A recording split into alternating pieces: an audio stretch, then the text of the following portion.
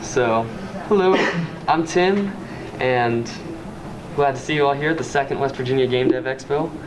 I couldn't come to last year's because it was the exact same weekend as SubasaCon, and I was running a virtual reality booth, showing off the Vive. And it was kind of an arcade system. You pay a few dollars and then play one game or another. It went pretty well, so over the course of the next year, up till now, I did it at a few more conventions, and over the summer I did it at a mall in Maryland. So I've been kind of in the trenches, getting a chance to show people this technology. I've done a little bit of work developing in virtual reality, and mostly keeping up with the field, keeping up with what games are coming out, what kind of technology is coming out. That way I could give people the best experience I possibly could with my Vive whenever I'm on the road. So we'll briefly go over the history of VR. That way you get some context for why we're here today. We'll talk about what VR headsets are out there right now, what they're doing, and then talk a little bit about where it's going, which is mostly in the hands of developers. The future is pretty much a wild card, but it's certain that the developers hold it. So we'll talk a little bit about VR development. Alright, so let's go back in time.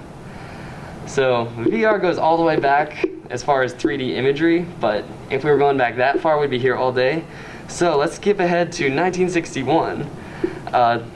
There was a project at Philco where they developed a system that connected to a camera. There was a CRT display over your eyes showing you an image and magnets on the display. It would track those magnets to detect when you're looking around, and then that signal would be sent by wire to a camera miles away. And then that camera would move according to how you move your head. So if you move your head right, the camera moves right, and then the signal gets transmitted back. So you'd see the updated image. So it's kind of like you're there in the other environment. That's pretty cool because there's not really a good solution for that today, even. But it wasn't really VR. Sorry, that's not actually it. It wasn't really VR because it was not a virtual environment, it was a real environment, but it was the first example of trying to put a display in front of your eyes to convince the user that they're somewhere else. And the military used it to put people in hazardous situations in a few cases. That way there's no actual danger to the person. So fast forward, later on, there was no video games yet at that point though. Space War at MIT, the first real video game, didn't even come out till 1962. But also at MIT, several years later, in the late 60s, was a device called the Ultimate Display. And it was nicknamed the Sword of Damocles because it was huge. It had a claw that held it up because it was so heavy you didn't want that thing pushing you down.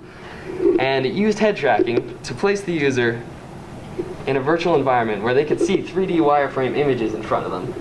And now this is 1968, so there is nothing like this. People haven't even seen CGI yet. And you could look around the room. It was also semi-transparent, so you could see the room as well, and you'd see wireframe cubes and images floating around. So there was nothing else like that before. It's pretty much the first VR headset as we know them. And it was in a big lab, of course. It was not available to consumers, and it was crazy expensive. They didn't even get done all the features they wanted to do with it. But it was neat, and proved a concept. But all this has been in labs. On the consumer side, we didn't really get anything aside from the arcade machines. And back in the 60s, you didn't have video games yet in their modern form, but you did have electromechanical machines, such as Periscope, where you can put your face up to a little periscope that limits your field of view, and then look in the distance. You can see painted water. If you're lucky, you'll see a cardboard cutout ship floating by. That's incredible. That game was actually a huge commercial success around the world. So, fast forward to the 80s, you get something a lot more interactive with Atari's Battlezone, made up of wireframe images on a vector graphics display. You can see there's images on the left and right up side of the cabinet, but to really aim and shoot, you have to put your face into the middle and look down the reticle. Then you use the joysticks to aim.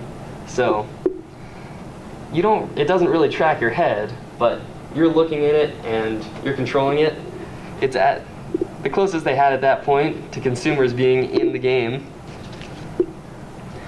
So not too much as far as head tracking virtual reality until 1985, when NASA got started with virtual reality. They haven't stopped to this day. They're still all into it. But back in 1985, the first display was called the Virtual Environment Display System. It also used wireframe images, but unlike the other headsets, it used an LCD to keep the headset size small. So instead of a giant machine that takes up half the room like some kind of mutant tarantula, it fit like a helmet over your head. And you could sit comfortably with it, you could look around.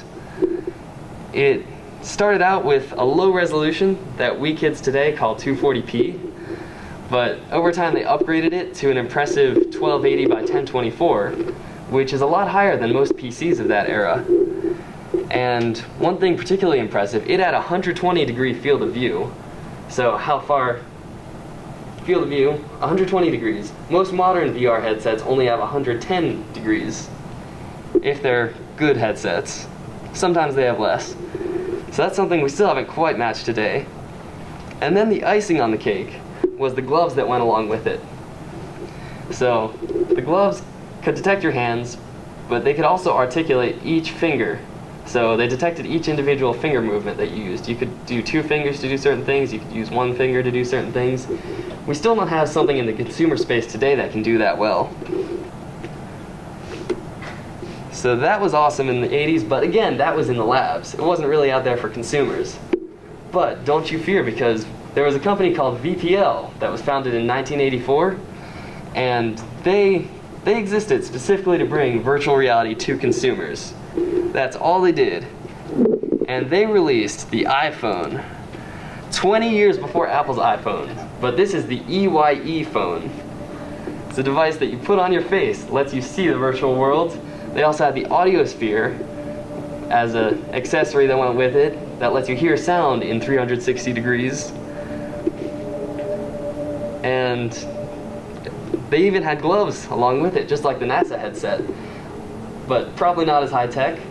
They were supposed to be able to articulate each and every finger you have, and the whole thing retailed for a little over $9,000. And of course, this is not 1980-something dollars, so it would be a lot more than that today. It came with its own computer, so kind of like how Pixar had their own computers for rendering 3D images back then, this thing had a specialized computer that brought the whole thing to life. And it was called the Home Engine. So it could actually render 3D models of people in real time. Now, of course, they were blocky 1980s models of people, but still, that's not something you would see back then. Maybe in movies, but this is going on in real time.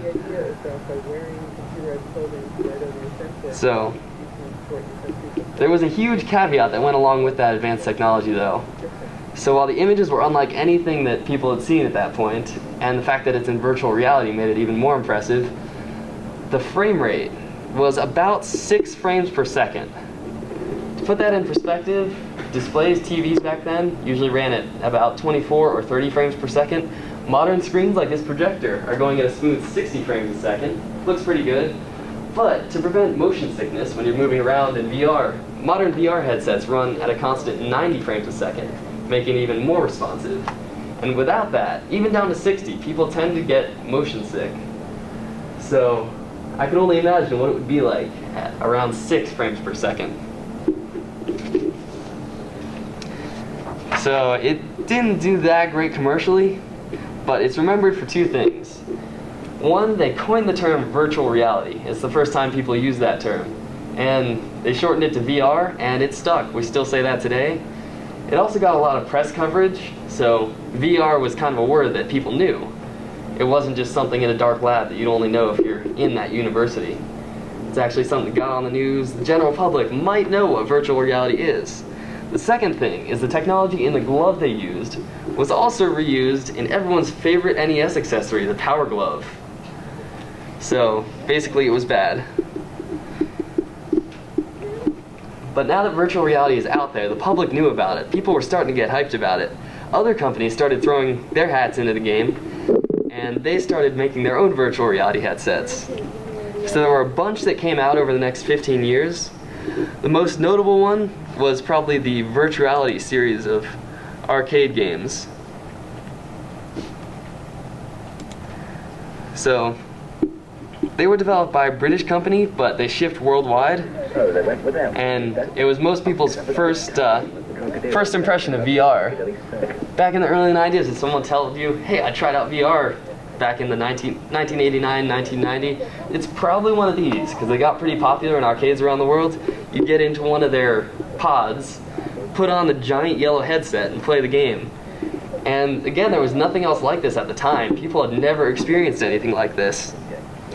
The frame rate was still very low, and I'm kind of thinking that's why they always described VR back then as an out-of-body experience. The frame rate's so low that it's not really immersive, but back then it was the bee's knees, so it was new and novel. Add a little cardboard to it, and add a little imagination to it, it's as exciting as a cardboard cutout ship floating by. So a few movies also came out that featured virtual reality at the time, which put that even more at the forefront of the public's imagination. Virtual reality was becoming a big deal. It's the next big thing. It's gonna take over the world. And of course, Sega can't get left behind. So coming up soon was the Sega VR headset. In 1991 they announced it, and they had a company come to them once they announced it, asking them, hey, you want to use our technology for it? It's really cool. The executives tried it out, they all got headaches, and they rejected it. So they developed their own using LCD screens, kind of like NASA's, but not quite as advanced, because it's got to be more affordable so consumers can get it. And some people loved it, some people hated it. They showed it off at CES 1993, and there were some retailers who tried it out immediately. They ordered thousands for big box retail chains. Other guys tried it, and they thought it was a blurry mess, didn't want to touch it. So, user experience varied. And one thing I want to bring up, even on modern headsets, there's a phenomenon called the screen door effect, where since the display is so close to your face, you can actually see the individual pixels on the screen, almost as if your face was right up against a computer monitor, and you're destroying a system by smashing your face into it. So, screen door effect still happens on modern HD virtual reality headsets. Now back then the resolution was much lower, and I'll just let you imagine how bad it would have been on something like this as we watch the incredible hype video.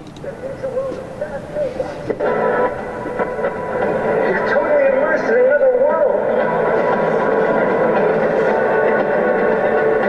It's like being there. You're in control of the universe. It's like you've got a movie living in your head. You've got surround sound, the works. It's everywhere you turn. The game completely surrounds you. You move, it moves all around you. Incredible. I love how he's ducking, but it doesn't actually detect when you duck. What started with rocket scientists now goes where no VR has gone before. So yeah, they wanted to bring virtual reality to the home, and they wanted to make it affordable. So the price point was about $200. It was mid-1993. Everything was set for them to go into production. They were actually advertising contests where you could win a Sega VR. They were that close to having it out. But then in the summer, they were conducting studies on it, and a study turned up that out of everyone who tried it, pretty much all the kids got headaches or severe motion sickness. Not just some, not a small percentage, pretty much all of them. So, given the results of that empirical data, they decided it would be a very bad idea to release this to the public and be responsible for hundreds of kids, maybe thousands of kids, getting sick, getting headaches, especially if you have it in your living room and you're using it constantly. It would be horrible. So, they pulled the plug on it. They never mentioned it again, didn't announce that it was canceled, just softly threw it under the rug, and nobody heard from it again. And then, but Sega wasn't the only one getting into the VR business. You remember that technology that made everyone at Sega sick? Well, they went around and tried to sell it to other companies, and you'll never guess who bought that technology. can't talk about VR without bringing up the Virtual Boy, Nintendo's poor little console that didn't really know what it was. It was actually initially supposed to be a tracked headset, but since the N64 was delayed, they needed to throw something out on the market, so they completely removed the tracking functionality and just had it as a stationary thing that you look into.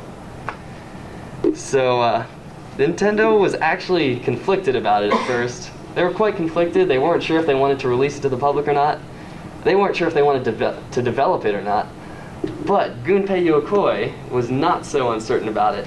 Do any of you know who Gunpei Yokoi is? Alright. So, he was a bigwig he was a pretty popular guy at Nintendo, because he invented the directional pad, which is used on the NES, the Game Boy, a lot of things. The patent on that only expired a few years ago.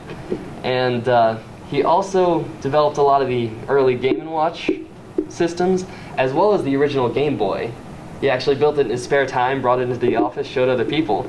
So he had a lot going for him. So when he said this thing has to go, or this thing is going to be awesome, people listened to him. So they put out the Virtual Boy. It got released in 1995. It was an immediate commercial failure. And Gunpei Yokoi was never put in charge of an important project ever again. I actually got to try out a Virtual Boy myself once, and I was with a group of people. We all tried it out. Everyone else in the group except for me got a headache, and it's good that I didn't get a headache, but you gotta remember if I give you the context of the situation, when I tried it, I actually had a headache to begin with. So that's not saying too much about how well it worked. Actually, that says a lot about how well it worked. It actually did appear to be 3D though, and that's kind of cool. It had a unique technology involving 2 rows of LED lights. So instead of having an LCD display, Nintendo considered LCD, but because of the low refresh rate on LCDs at that time period, there was too much ghosting. As things moved, they would kind of leave a trail, and they wouldn't refresh fast enough to keep the action up. So the technology they used was a row of LED lights, just a single strip. So you have a one-dimensional image. Each one can lighten or darken, and then it would go into a mirror and go into your eye. So that's great, one dimension.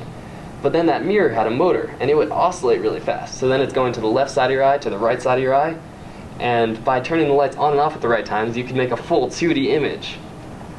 Now the issue on this thing is where it goes from 2D images to 3D images, because that requires your optic nerve, which doesn't like the Virtual Boy very much. So it's an interesting little thing. Kind of have to wonder what it would have been if they had finished out the development on it, because Gunpei Yokoi didn't even want it to be released in the state that it was in. He wanted more development first. So there were a few other headsets in the time, and they all suffered from various issues. The Cybermax was very impressive in 1994. It had head tracking, it had stereoscopic 3D on LCD screens, and it only cost $695, which is about $1,200 adjusted for inflation. It's probably my favorite that I'd rather own out of all these from this time period, because it was compatible with Doom 2 and Wolfenstein 3D, so you actually had some good games to play along with it. And then there was also the VFX-1 headset, released in '95, which stood out because it used a special puck controller. Both of these were connected to personal computers, by the way. The puck controller would go in your hand while you're in VR. That way you had an additional input method, and you didn't have to do something awkward like trying to lean over while you're standing up in virtual reality. You can't see anything on your desk. So it's not nearly the modern Oculus Touch or Vive controllers, but it's a start. We have to start somewhere. So there's a bunch of other headsets coming out in that time period. None of them really made a big splash, so the fad kind of died away after a while. The hype faded out, and after the year 2000, nothing really came out as far as VR in the consumer space, but nobody really cared, because the fad came, the fad went, nothing great came out of it, so people didn't really remember it that well. And then VR wasn't completely out of the picture though. It was still used in some industrial uses. The military had VR simulations going this whole time, and one of their sets could cost about $35,000, but it gave you like really great tracking, better than anything else that was out there. And when the modern VR headsets were coming out in, I believe it was 2015, one of the guys in charge of that program said he would not put his men in one of the consumer headsets that were coming out because of safety reasons, motion sickness and headaches and the like, because the military system were so much more realistic than what the consumers were getting, even as the Oculus was being released. But since we can't afford $35,000 headsets, we're a little bit more interested in what we can afford, the Oculus Rift and such.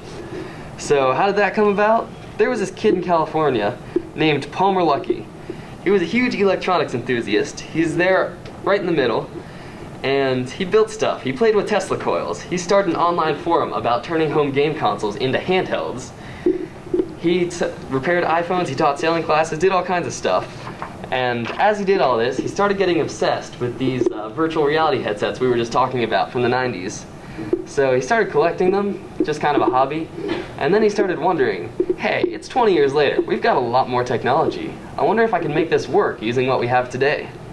So he actually started tearing apart those headsets, modifying them, trying to make them better, adding new parts to the old headsets, and eventually started just like constructing new headsets from scratch. And then that was all well and good, but it was just in his basement, basically.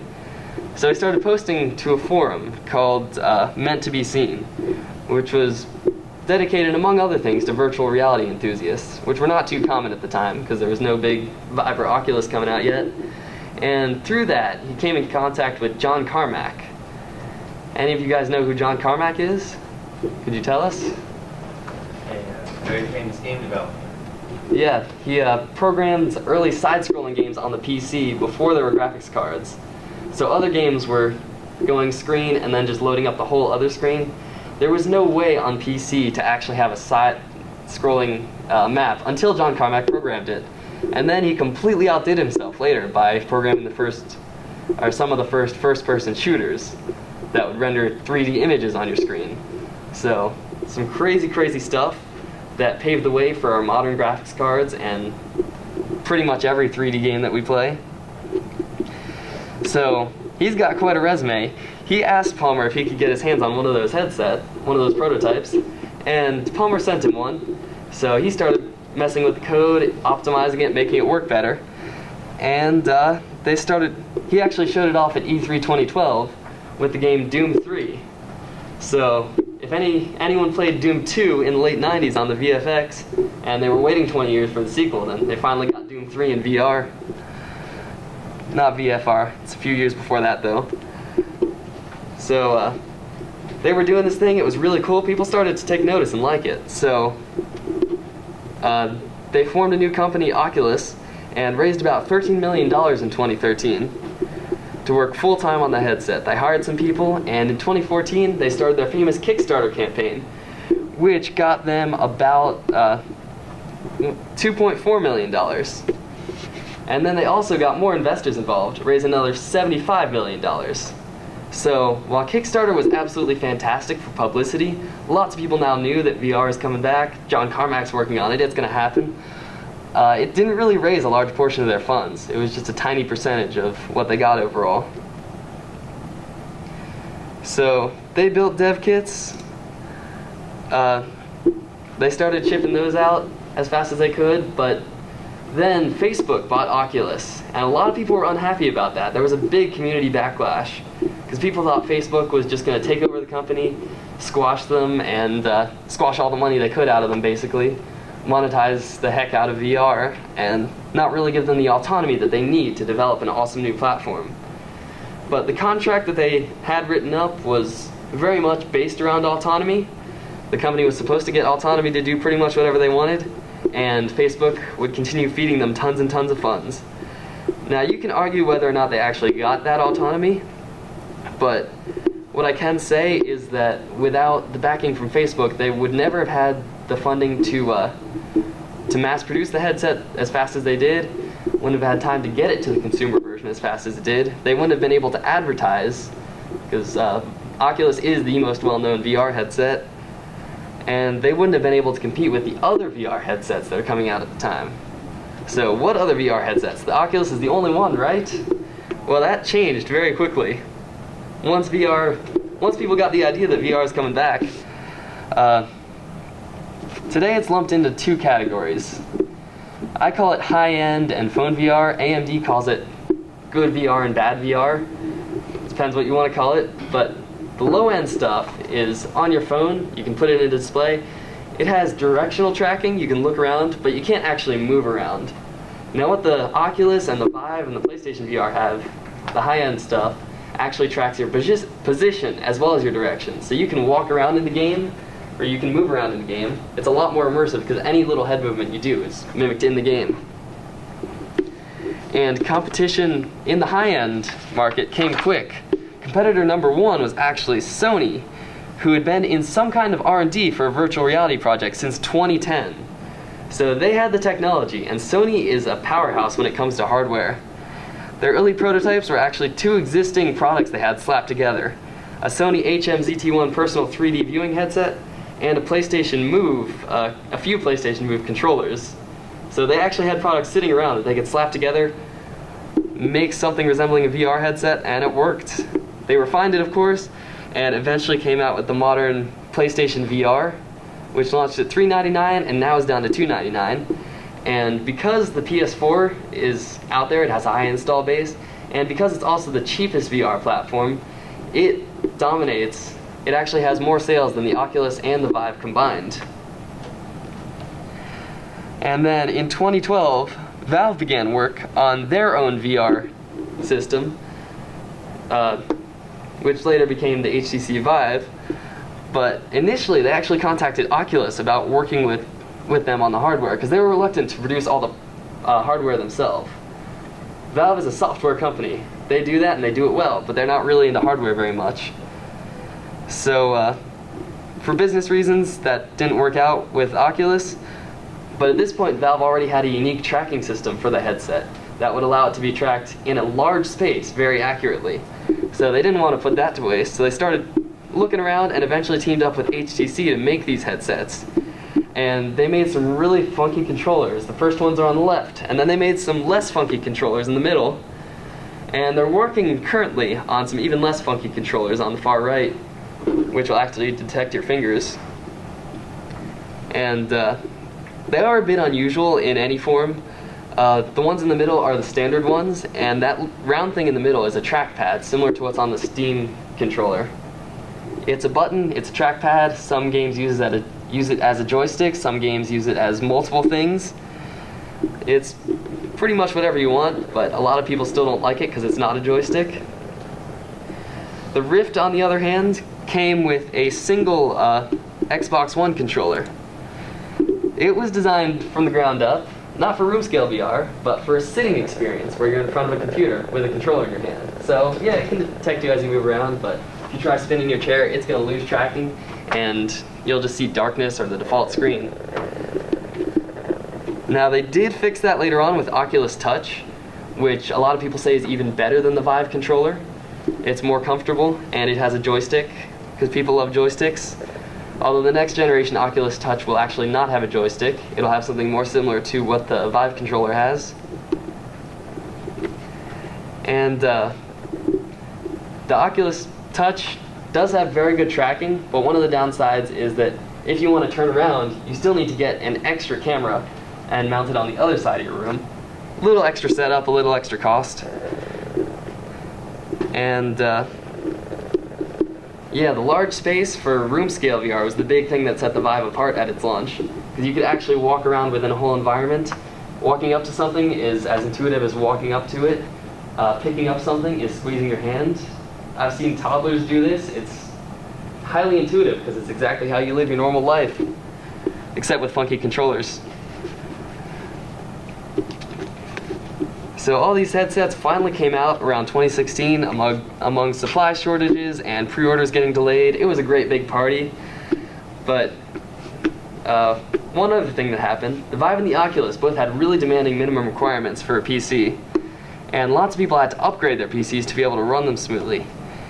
So as a side effect of just coming out, VR actually pushed graphics hardware. Oh, there's the Vive room scale setup. You do need a clear space, and it gets very large, up to 15 by 15, but it can be as small as approximately 6 by 8 feet. The 15 by 15 is not actually a hard limit, fun fact. Valve was testing it, and they could just keep going up and up, but they knew they had to set it somewhere, because otherwise people would do crazy things. So 15 by 15, let's just hold her there before we start having buildings in VR. So anyway, it's very demanding to render games in virtual reality. So a normal display renders something at, like we said earlier, at 60 frames a second. And as we said, to prevent motion sickness, Oculus did a lot of experimentation, ended up at 90 frames per second as a sweet spot where it's not too demanding on the hardware, but also doesn't cause motion sickness. And that's kind of been the de facto since they figured that out. So as a result of the high specs required for it though, instead of just rendering one screen at 60 frames a second, you now have to render 2 screens at 90 frames a second.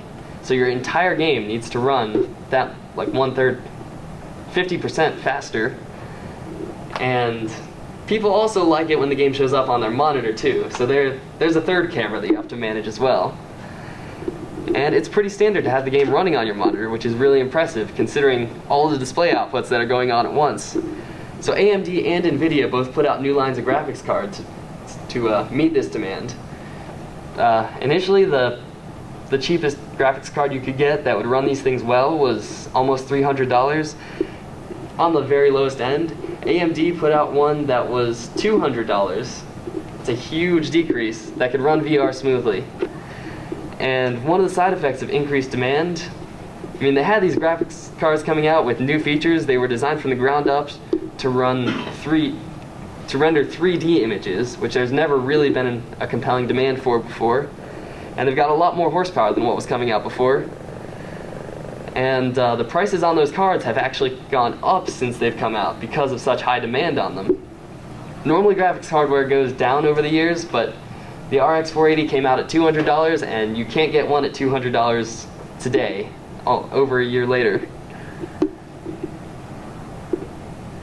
So,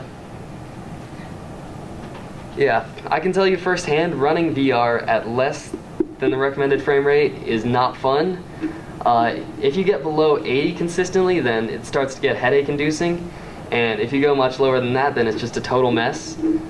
If you do it for just a few minutes, you can end up with a headache for the rest of the day. Doesn't go away till the next day. I've had some fun experiences with that, including when I was developing and trying out things that were killing the frame rate. So there's also the PlayStation VR, and that thing runs on a PS4, which is not nearly as powerful as these computers we've been talking about. So how do they pull it off? Well, for one, it's one piece of hardware. They don't have to optimize it for a million different setups, so they can optimize it better for that specific build. The other thing is they've got a few tricks up their sleeve. The first one, probably the most important one, is that the games actually render in the console at 60 frames a second, which is standard. It's what we've always done. But then, in between there and the headset, they interpolate between the frames and kind of come up with what's in between, mesh them together, and come out with 90 frames on the headset. So it's not a true 90 frames a second, but it's a very convincing facsimile, and it doesn't cause motion sickness like 60 FPS headsets did. They also do something a little different with the display. They blur everything with a kind of filter and reduce the screen door effect. So, unlike the Vive and the Oculus, if you look closely, it's very difficult. Sometimes you can't even see the pixels on the display. Now, it's personal preference whether you'd rather have a clearer display with a screen door effect or a slightly less crisp display with no screen door effect. But it is nice not staring at something and seeing pixels. So, it also makes use of the PlayStation Move, but you have to buy that separately, and the catch-22 is that a lot of the game library doesn't support PlayStation Move because a lot of PlayStation VR owners don't have PlayStation Move. So you kind of need to fix one problem to fix the other.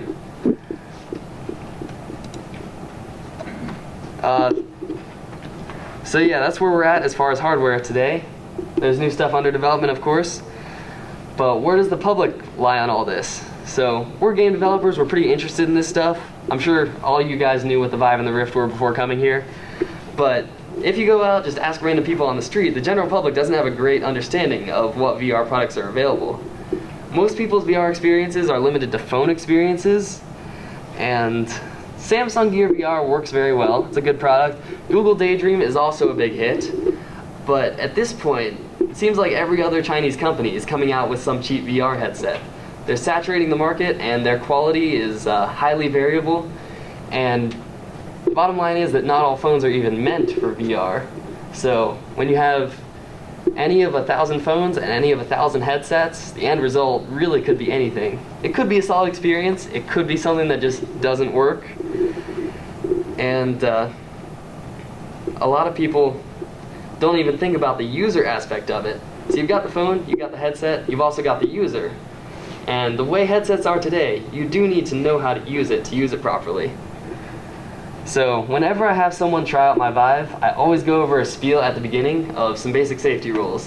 It's something like, I'll first tell them, hey, you're in this confined space, you have to stay inside of it. You'll see a blue grid if you get close to the edge. So as long as you stay in that blue grid, you're free to walk around and do whatever you want.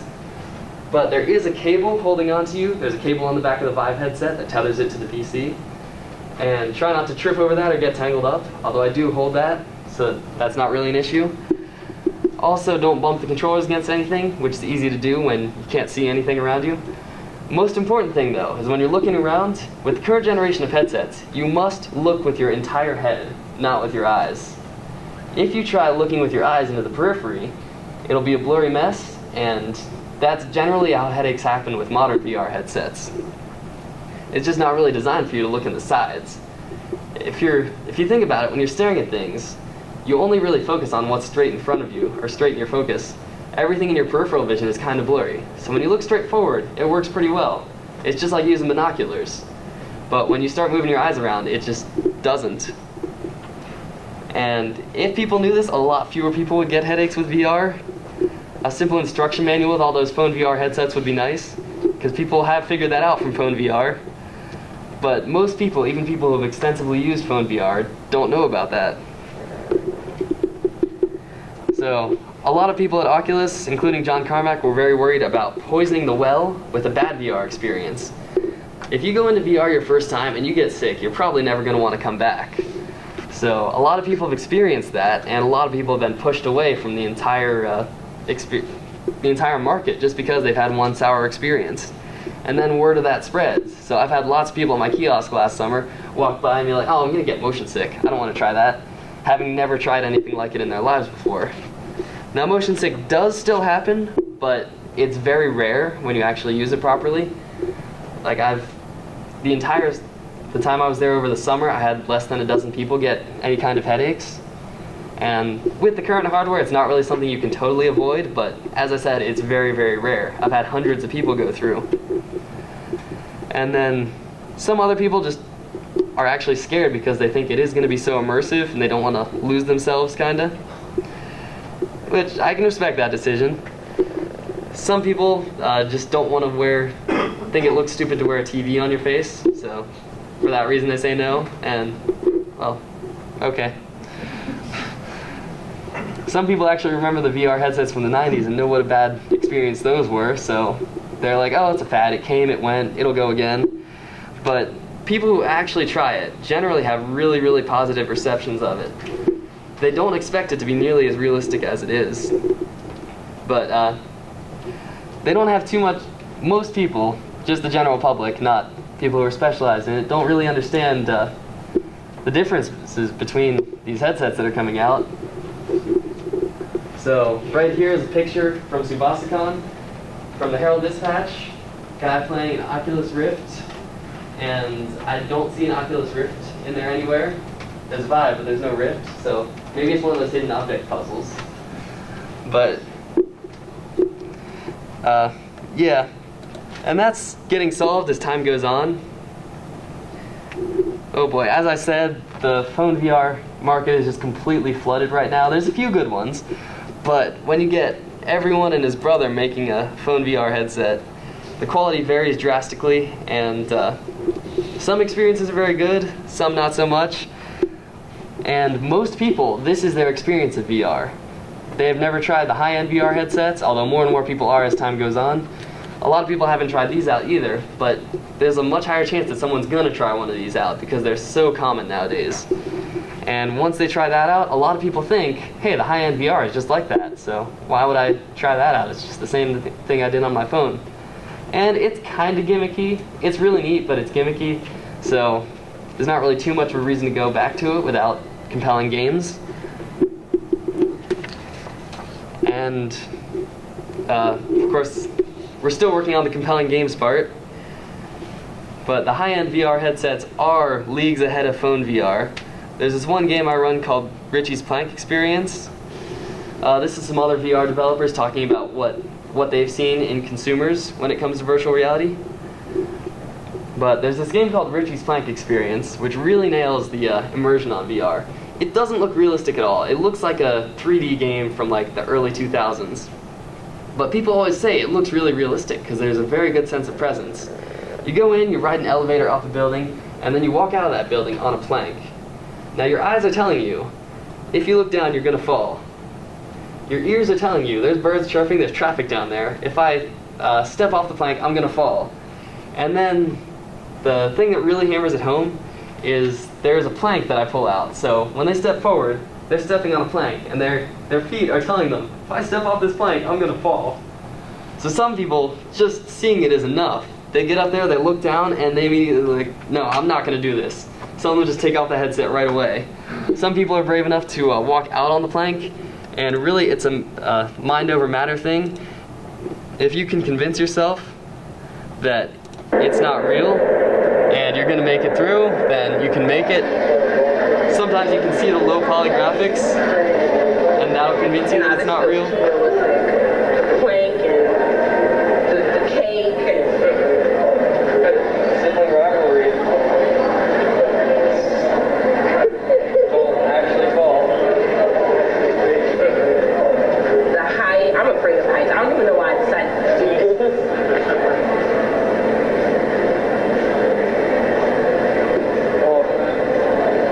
Dude, this is actually so cool. So, pretty much no matter who you are, it usually surprises you how realistic just the sense of presence is in there. It worked a long time on getting it responsive enough that it feels like you're there. When you look left, it seems like you're looking left. And sometimes it's the little things that nail it. Now, I also let people fly around in that simulation, which is lots and lots of fun. You get little rockets in your hands, and you can fly around the city. But movement in VR is a really, really hot topic. So there's intense debates about how should you move around in VR. There is the classic method of just sliding around, called artificial locomotion, just like what you do with joysticks in platformers or first-person shooters or pretty much anything. It works in traditional games, but in VR, a lot of people are subject to motion sickness when you slide around like that. Same thing with roller coaster simulations in VR. So the other main method of moving around is teleportation, shown on the top there. You point your controller somewhere, let go, and you're there.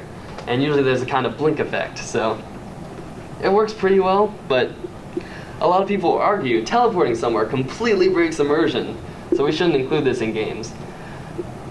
And they'll also say that some people also don't get motion sickness from sliding around, so they'll say, this is the best method, let's just do this. It's a lot more immersive, it's a lot more engaging, it's a lot easier to do. But then there are those people who get motion sick from it, who wouldn't really want a game where you can just slide. So there's those two methods. Most people cannot afford an omnidirectional treadmill, so for the moment that's just kind of impossible for the average consumer. And there's a lot of experimental locomotion methods to try and solve these issues, figure out one that just works. For instance, one of them you climb through the world, so you could like grab a space and then just pull the world behind you. Some of them, let's see, there's one where you actually like walk in circles to walk forward, and there's some where you wave your arms up and down so it kind of move forward. The only truly perfect solution at the moment is to have your entire game take place in one space, that way you never have to move around. But of course that's really, really limiting from a design perspective because you have to make everything work in one spot. And that works well sometimes, like with Job Simulator, where everything's in one area. But as I said, it's very limiting on the scope of your design. So,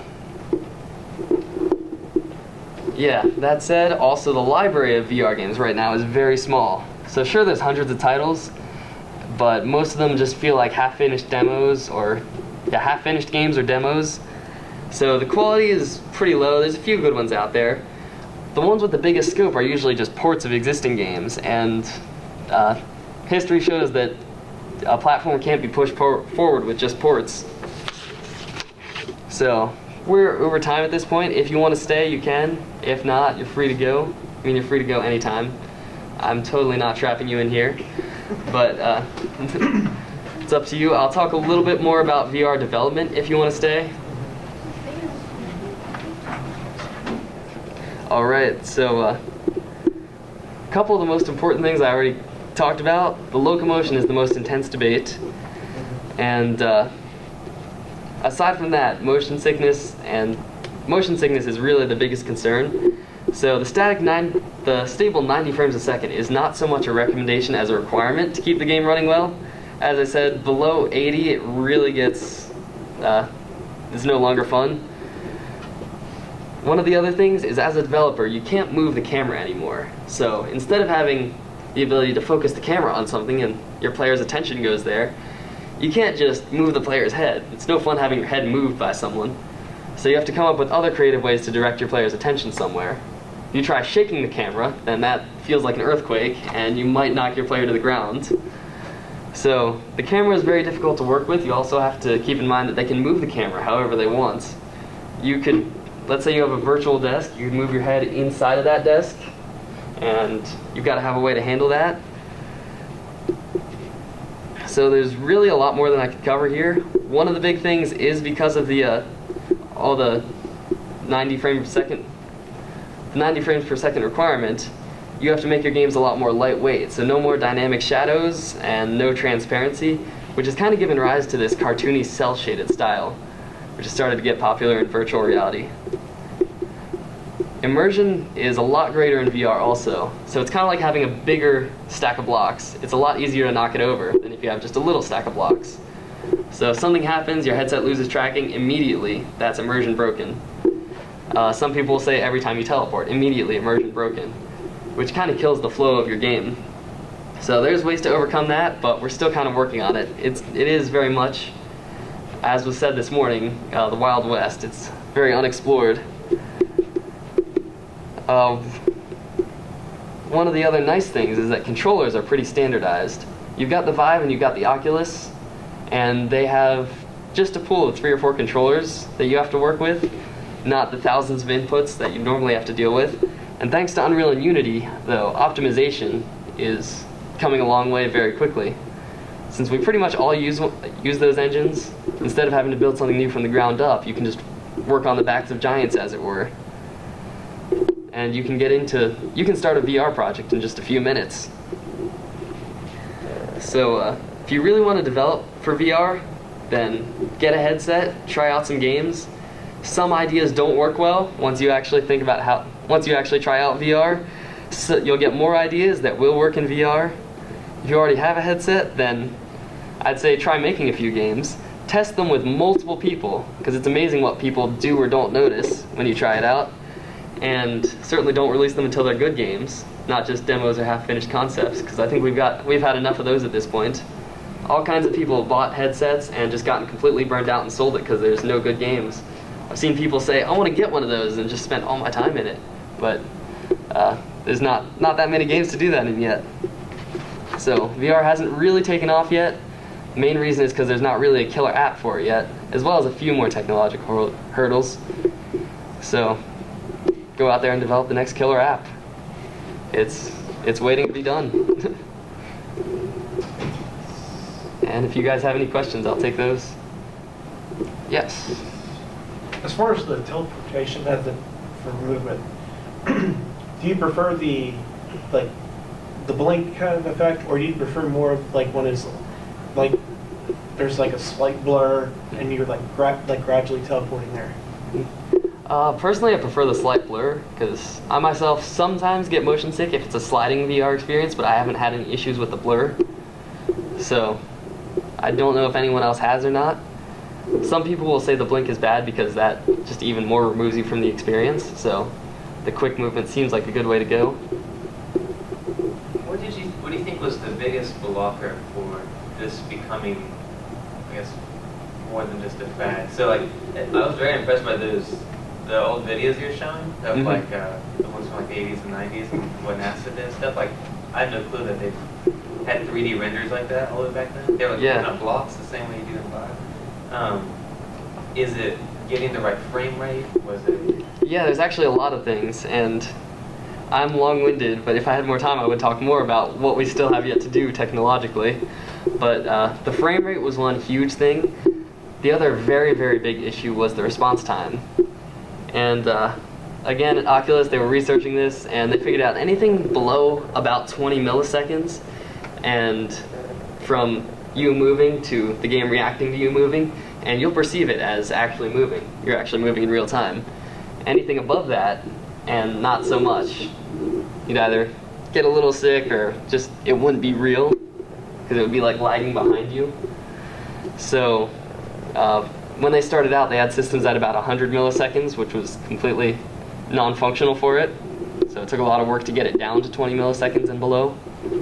And one of the reasons why it's wired instead of wireless is because of the response time. You need to transfer that data very quickly, so you don't have as much time to encode it to a wireless signal and then decode it back to the headset. One of the other things is the tracking. The tracking has to be accurate in and of itself. So the solutions we have today are pretty darn good for that. Back then they seemed to be good for the most part. It's just the frame rate and the response time weren't up there quite enough. And of course we still have a few more things to overcome. Yeah. I guess a lot from the design perspective. Yeah, I think one of the biggest things we have to overcome is, as I was saying, you have to use it like binoculars. If you could just get in and freely look around, notice in that GIF there, they're developing headsets that actually track your eyes, and instead of just focusing in the middle, they'll focus on wherever your eyes are focused. So instead of having to stare straight ahead and move your head, you could actually just use your eyes as you would normally. Like the 3DS ran into that same problem where people were annoyed that you had to play your DS like that. Yeah, and now they added the mode down. It basically is the same way with the modern headsets. You have to stare straight ahead, otherwise it doesn't work. I imagine eye tracking is probably similar to what they use for people that are disabled that can't, like they have for controlling like computers. So. Yeah, eye tracking is coming a long way, and I can't wait to see that come out. The other thing is it'll be a lot easier when it's wireless and when you don't need base stations. Now Facebook is working on Project Santa Cruz, which is an Oculus headset, full-featured, that doesn't require any sort of camera. It tracks inside out, which means the headset has sensors that track the environment around you, and then they detect, hey, that's right there, so you're moving exactly like this. And Microsoft HoloLens uses similar technology, although theirs works basically the same way as Kinect, to determine where you're looking even when there's no reference point. Any other questions? What would you say is the best experience on VR right now? That you're saying like there's not enough that you can really live in that world. So what? Yeah. Depending what you're looking for, one of the best like high adrenaline experiences that I've personally played is raw data. There's a bunch of robots that spawn around the room and they attack you. There's several different maps, different levels. There's a story to it. It actually feels like a full-length game, and it's highly detailed. The graphics are very good. The sound design is very good, and of course the gameplay is fantastic. Like when the robot comes up to you for the first time, it's crazy because that thing is right in front of you. It's like having a person right in front of you. You kind of back off. You gotta think and remember, this is VR. This isn't real. So it's not actually gonna like hit me in the face when it punches me. And you teleport to move around, although I think they recently added moving. Closest thing to a gold standard in locomotion today seems to be having the option between teleporting and sliding. But they've got that, they've got several different weapons, and it's just a fun all-around game. And it feels complete. That's one of the biggest things. It feels complete, it feels full length, single player and multiplayer. Most games can't say that. It took us 60 years to get here. Oh, yes? So with games that have virtual reality compatibility and multiplayer, is that any sort of issue? Because I know a lot of the processing will be done on your machine locally, so you probably wouldn't get motion sickness, but is that like much of a problem? Is it more noticeable in VR than it would be just on a normal screen? Yeah, I haven't heard anything about issues with that. I've not extensively played multiplayer in VR, but nobody's really mentioned any issues with things like that, so I guess it's probably about as responsive as playing normal games. If you're playing an MMO with someone, sometimes they take a second to walk around. If you're playing a first-person shooter, sometimes someone lags, but Yeah. generally Yeah, it's I guess fast it enough depends, that you can play it. Where the movement is being processed. Hmm.